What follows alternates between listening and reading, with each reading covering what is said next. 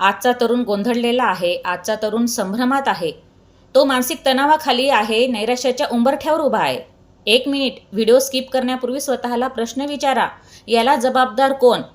आजचा तरुण की त्याला मिळालेली अशी व्यवस्था जिथे मेहनतीपेक्षा भ्रष्टाचार अधिक शक्तिशाली आहे? आज लाखो विद्यार्थी रात्रंदिवस अभ्यास करतात, आईवडील कर्ज काढतात, शेतं गहाण ठेवतात, दागिने विकतात आणि मुलांच्या कोचिंगची फी भरतात. गाडीत महागडं पेट्रोल टाकून त्यांना परीक्षा केंद्रावर सोडतात, कारण त्यांना माहीत असतं माझ्या मुलाने अभ्यास केला आहे, त्याला न्याय नक्की मिळेल. परंतु पुढे काय होतं? NEET paper leak, TET paper leak, भरती प्रक्रियेतील गैरव्यवहार आणि एका क्षणात मुलांची वर्षानुवर्षाची मेहनत वाया जाते. एका पेपर लीकमुळे मोजक्या लोकांना त्याचा फायदा होतो, परंतु त्याची शिक्षा लाखो विद्यार्थ्यांना मिळत असते. भारतातील तरुण फक्त अभ्यास करत नाही, तर तो श्रद्धाळू देखील आहे. तो पेपरला जाण्यापूर्वी मंदिरात जातो, देवाचं दर्शन घेतो, दानपेटीत पैसे टाकतो आणि मनापासून म्हणतो की देवा, माझ्या मेहनतीला न्याय मिळू दे. पण जेव्हा अयोध्येतील राम मंदिरातील दानपेटीच्या चोरीच्या बातम्या जेव्हा बाहेर येतात, आपल्या महाराष्ट्राची कुलस्वामिनी आई तुळजाभवानी देवीच्या मंदिराच्या इनामी जमिनीचे महाघोटाळे बाहेर येतात, तेव्हा प्रश्न मंदिरांचा नसतो, प्रश्न विश्वासाचा असतो. देवावरचा विश्वास नाही, व्यवस्थेवरचा विश्वास. त्यावेळेस त्या तरुणाच्या मनात एकच प्रश्न निर्माण होतो की मी विश्वास तरी कोणावर ठेवू? देव चोरी करत नाही, देव पेपर लीक करत नाही, देव दानपेटीतील पैसे चोरी करत नाही, देव इनामी जमिनी हडप करत नाही.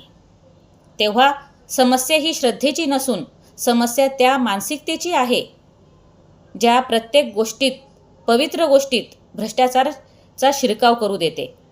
आणि आजचा तरुण हे सगळं पाहतो. त्याला एका बाजूला प्रामाणिक राहायला शिकवलं जातं आणि दुसऱ्या बाजूला तो पाहतो की काही लोक अप्रामाणिक मार्गाने पुढे जात आहेत. एका बाजूला महागाई, दुसऱ्या बाजूला बेरोजगारी, तिसऱ्या बाजूला पेपर लीक, चौथ्या बाजूला भ्रष्टाचार. मग या सगळ्यात तो नैराश्यात जाणार नाही तर कोण जाणार? आणि तरीही आपला समाज म्हणतो की आजचा तरुण हा कमजोर आहे. नाही, तो कमजोर नाही, तर त्याची परीक्षा फक्त प्रश्नपत्रिका घेत नाही, तर संपूर्ण व्यवस्था घेत आहे. तो रोज भ्रष्टाचाराशी लढतो, तो रोज महागाईशी लढतो, बेरोजगारीशी लढतो आणि सगळ्यात महत्त्वाचं म्हणजे तो रोज तुटत चाललेल्या विश्वासाशी लढतो. मंडळी, आजचा व्हिडिओ कोणत्याही एका धर्माविरुद्ध नाही, कारण धर्म माणसांना जोडतो. आजचा व्हिडिओ कोणत्याही एका राजकीय पक्षाविरोधात नाही, कारण सरकार बदलता येतं, परंतु भ्रष्ट व्यवस्था बदलली नाही तर विद्यार्थ्यांचं भविष्य बदलणार नाही. आज गरज आहे उत्तरदायित्वाची, पारदर्शकतेची, कठोर कारवाईची आणि अशा व्यवस्थेची जिथे विद्यार्थ्यांची मेहनत वाया जाणार नाही, त्यांच्या प्रामाणिकपणाला शिक्षा मिळणार नाही. आजचा तरुण तुटलेला नाही, तो आजही ताठ उभा आहे, परंतु तो आज व्यवस्थेला एकच प्रश्न विचारतोय, माझी चूक काय? बिचारा विद्यार्थी मंदिरात जातो, दानपेटीत पैसे टाकतो, परीक्षेला जातो, गाडीत महागडं पेट्रोल टाकून तो परीक्षा केंद्रावर जातो, परंतु काय होतं? पेपर लीक होतो, भ्रष्टाचार, दानपेटी चोरी, महागाई, बेरोजगारी आणि या सगळ्यात भरडला जातो तो सामान्य तरुण.